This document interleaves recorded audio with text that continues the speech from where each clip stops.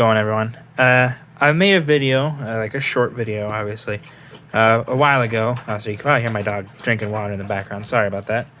But I made a video talking about these books. And they still need a little bit of repair, obviously. But I thought I would show some of them. I thought I'd show them off because I think they're really neat. And they have some pictures in them that some of them I've never seen. Some I have, but others I have not. So I thought I'd share this with you. And, you know, it has this nice little art in the beginning. It shows, obviously, the certain wars. Like, I think that's the War in the Pacific, that one is. That one is too. I think these are actually, maybe not that one. That one might be Italy. But I'm not sure.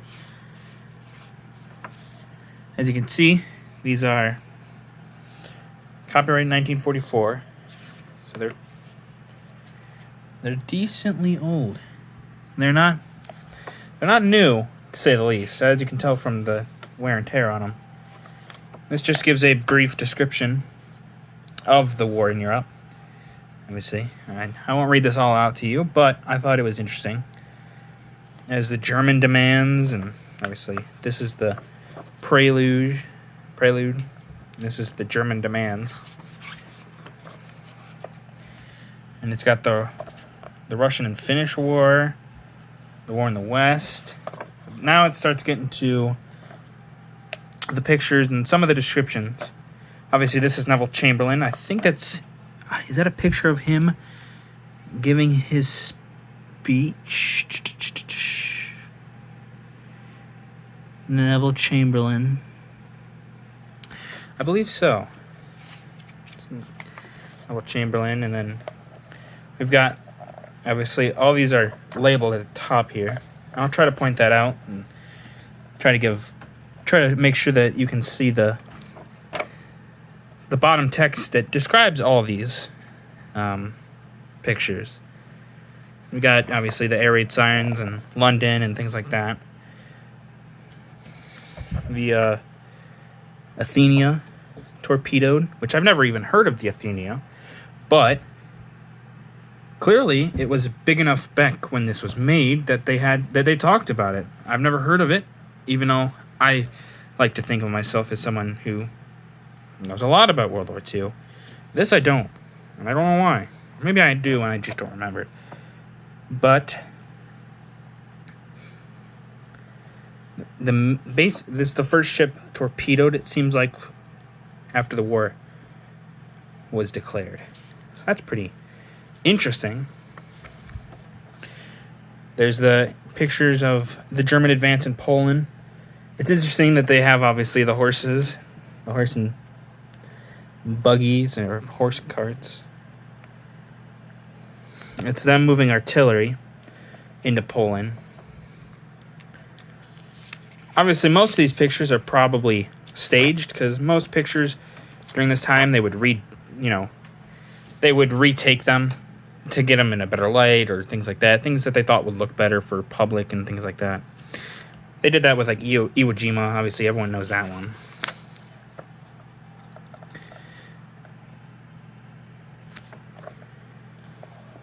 This is Fort Westerplatte, I think. I think that's how you say that. As you can see, it's just completely blown up. Things like that. Hopefully this doesn't get me demonetized, but it might. The no-no Germans, as Drew Darnell would say. And this is pictures of, I don't know who that is. It probably says right here, doesn't it? Viscount Gort VC, Commander-in-Chief of the British Armies in France. I'm assuming that's him. Showing the unloading of the British Expeditionary Force and all that.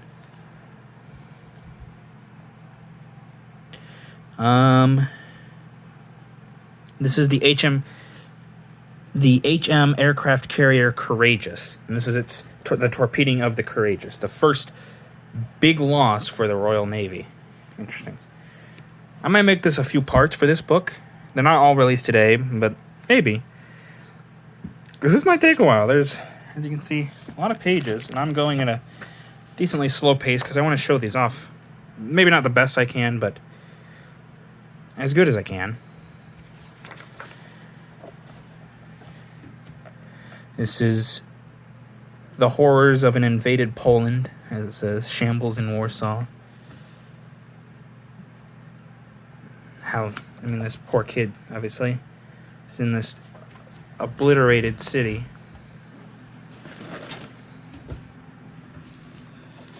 I had to sit down for a minute because I was how I was standing was not very comfortable. The German advance in Poland, obviously all these buildings are destroyed. You got the Germans moving through and things like that. Last hours of Warsaw resistance. German troops fighting in the suburbs, here and there. These are interesting pictures, because a lot of these you don't see. You never seen. Or so I haven't, at least, until I got these books. This is an armored train in Poland that got down.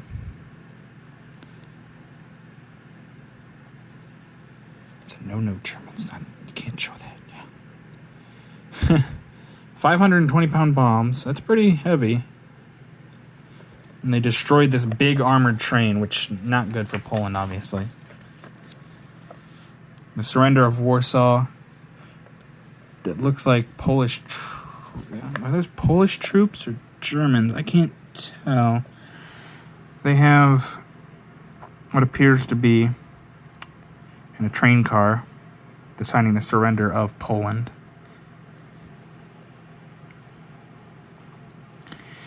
Not until the 27th, yep. It's a bus. It says right here. Met on a bus in the outskirts of town. Yep. So, that's a bus, not a train car. It looks like a train car, though. It's a fancy-looking bus. Yeah, and these are Polish soldiers, dejected and watched by civilians. I think that's Molotov, if I remember correctly. Then, yeah, that's what I'm assuming. This is the formation of the Molotov-Ribbentrop Pact. Or before, this is more them splitting Poland. Oh yeah, I say that, and there's Joseph Stalin. Right there, I'm pretty sure. So that's interesting. And now I'm just going to cover the no German word. But them walking through Warsaw. It looks dejected, the town does. Silent and very sad, truthfully.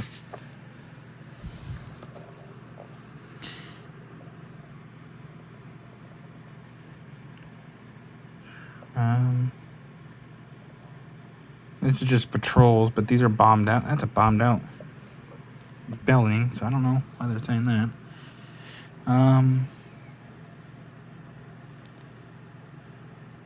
Paid tribute. Oh, hey, here's an interesting one. Torpedoed by the feat of great daring and skill, himself paid tribute a German U-boat. Penetrated the defenses of the Scapa Flow and torpedoed the HMS Royal Oak on October 14th. Mr. Churchill. Interesting. I didn't know about that. I knew there was I didn't know there was the Royal Oak, and I didn't know he said that, but that's interesting. Oh, hey, this is something that they don't talk about often. Obviously, they talk about the United Kingdom being under attack, but this is the first rating. This seems like the first rating of Scotland. So that's an interesting thing to point out. And I'm guessing it says the Firth of Forth, so I'm guessing that's the river. There. And then we got German bombers bombing all that. A slightly damage was done to 3 British ships, so that says. Interesting.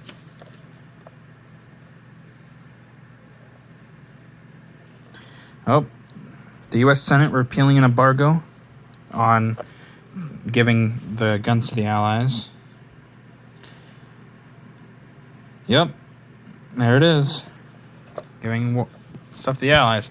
And so, to a degree, I know people have pointed this out before. Whenever we say America was neutral, kind of. Clearly not, obviously, because we're giving weapons to them. We know who we wanted to win, but yeah, we just didn't want to fight in it yet.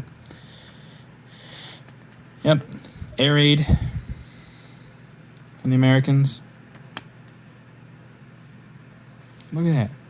$220 million for planes. All that. That's crazy. That's a crazy amount of money.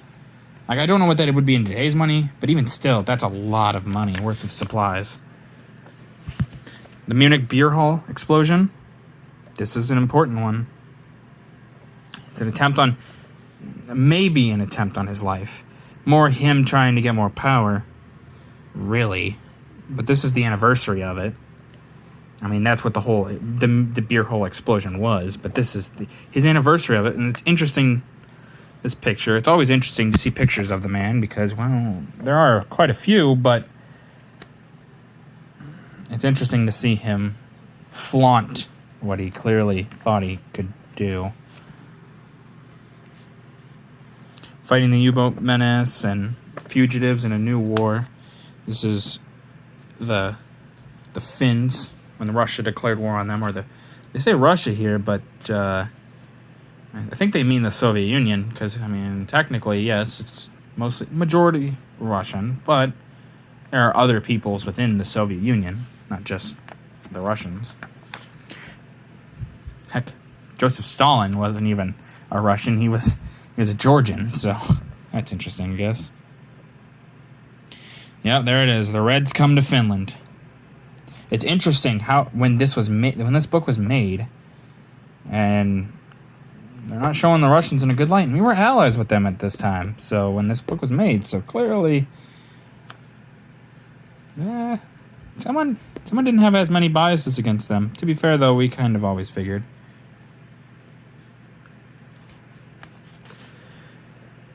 Also, if you noticed in the corner here, it tells when these pictures are taken or when they're supposed to be taken. So December, this goes week by week, which, I'm sure Indy Neidell, if you guys have watched his week by week of World War II, I'm sure he has these books. I would assume he has these books. These are picture, and they give a little bit of info, but him or someone there probably has these, which is interesting because they give some good stuff from them. There's a lot more here. I'll see if I can find more interesting stuff because I'm going really slow and I don't want to waste your guys' time with this. Sorry. But, so we'll find something that... Oh, here we go. Here we go. The Indians and Cypriots? I'm assuming that's what it is. But they arrived in France, so this is the Indian divisions and other things. The Commonwealth of Britannia. Oh, there's the Canadians. They're arriving. The Men in White. Finland's Men in White. Standard features of the Russo-Finnish War. Skill... I wonder if they talk about... Probably not, because they probably don't know about him yet. I'm going to say the one Finnish sniper who was highly regarded. The Anzacs come to the desert. Interesting. They haven't talked about Italy as much, really, in this, which is interesting. Interesting. That is interesting. All quiet on the Western Front. I don't think this is what they mean, but it is. Yeah.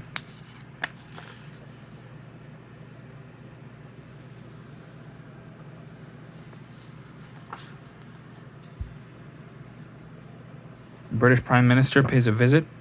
Neville Chamberlain to France. This is before, I think before France falls, obviously. Oh, here's the end of the Finnish resistance, March 12th. Yep. They fought for 104 days. They stood up to the Reds, but couldn't hold forever. Roosevelt's envoy in London, interesting, of the Brenner Pass. Hitler and Mussolini meet, yep. So there's Hitler and there's Mussolini in that picture. That's an interesting picture to see the two of them. Clearly, he knew who was in charge. He didn't quite yet. Or, I guess if he did, he couldn't do anything about it.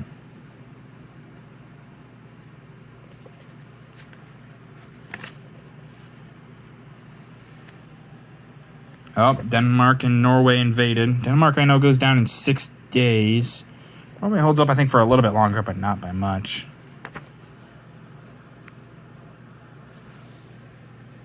The fjord. Yeah. Occupation of Oslo. The forts in the fjord were given orders to fire, and the electricity-controlled mines were disconnected. On Trondheim, Germans pushing into Norway. Oh, the RAF flying to Norway to aid. Oh, German raider loses her fangs. I wonder if this book... And yep, it's going over the advance into Norway. British base going up in the smoke. Inspects troops. First taste of death from the sky. Yep. This is what it's saying, the first taste of destruction in the sky. April 30th, suffering its first civilian casualties when a German mine-laying bomber was shot down and crashed into the garden of a house. So there we go. Invasion of the lowland countries, Holland attacked.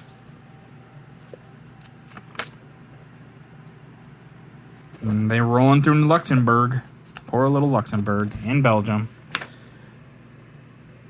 Yep, here we go. This is when it gets close. They're in Belgium.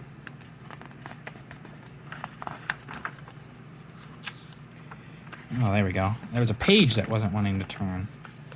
And so I was trying to get that to turn. Chamberlain resigns. Yep, there he goes. May 10th. And Churchill takes the reins. Italians on the warpath. Here we go. Gets further in. Yep. Press the attack in Belgium. The Franco-Belgium. Brussels in flames after a bombardment. I think if Belgium fell faster, it could have been worse. But obviously Belgium held for quite a bit. Yeah, there it goes. Holland capitulates. They didn't last very long, which they put up a defense, but yeah, Blitzkrieg was just too much for them. Louvain, how you pronounce it, maybe? Louvain. Tommy Atkins, interesting. Wonder if that's related to that one. Yeah. Flying over Brussels.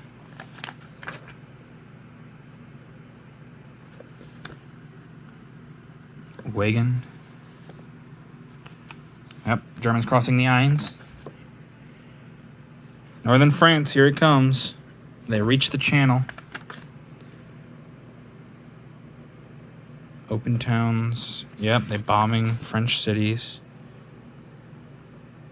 Return to the Ypres. Belgium gives up the fight. This is the end of Belgium. Here. King Leopold orders a ceasefire. Yeah. All types of French war to the French. Tries to turn the tide, and the RAF trying to turn the tide, but it was probably too little too late, honestly, by this time.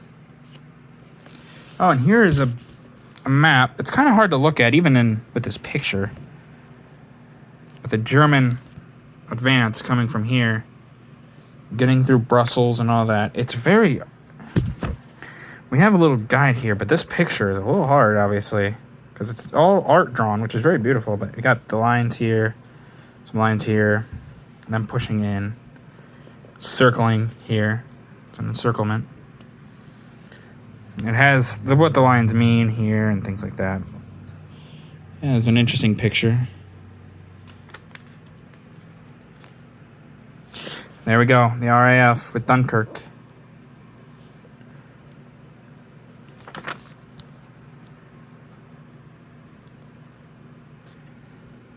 Human chains from shore to the ship, yeah. Tommies take pot shot at the bombers. They're trying their best, but obviously we know what happens here. Ooh, gotta be careful. RAF covers the evacuation. Men who directed the evacuation. Showing all these men here. Saved by the Little Armada. No. Yeah, Armada. Yeah, that's right. Come home.